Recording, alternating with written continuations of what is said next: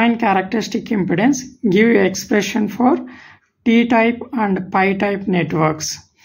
T-type networks ki pi-type networks ki characteristic impedance రాయమంటున్నాడు అంతే. ఓకేనా. First characteristic impedance అంటే ఏందో డిఫైన్ చేయమన్నాడు.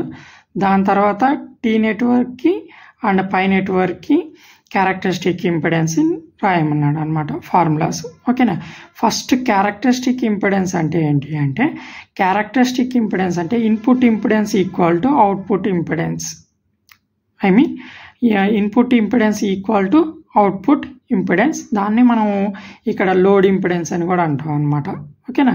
సో డెఫినేషన్ చూడండి. Characteristic impedance is defined as an impedance that renders the input impedance equal to the load impedance. ఓకేనా. ఈ load ఇంపిడెన్స్ని మనం output impedance అని కూడా అంటున్నాం ఇక్కడ, అంతే తప్ప ఇంకేం లేదు. Okay. So that is equal to Z input equal to Z output. అది ఫైనల్గా మనం ఈ డెఫినేషన్ని ఒక సింగిల్ కొటేషన్లో రాసుకోవాలి అంటే. Okay. Then will go for formulas for T type network and pi type network. Here already మనం డిఫైన్ చేసాము సిమెట్రికల్ టీ నెట్వర్క్కి క్యారెక్టరిస్టిక్ ఇంపిడెన్స్ ఏంటి, తర్వాత సిమెట్రికల్ నెట్వర్క్కి సిమెట్రికల్ పై నెట్వర్క్కి క్యారెక్టరిస్టిక్ ఇంపిడెన్స్ ఏంటనేది మనం డెరివేషన్ డిఫైన్ చేసాము.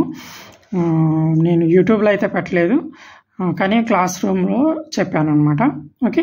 So the characteristic impedance for symmetrical T network is given as ZOT equal to √Z1²/4 plus Z1 Z2 and the characteristic impedance for symmetrical pi network is given as Z0 pi equal to Z1 Z2/Z1 Z2 plus Z1²/4. అది రూట్లో అనమాట. ఓకేనా. So ఇవి రెండు కూడా characteristic impedance of the T network and pi network అనమాట.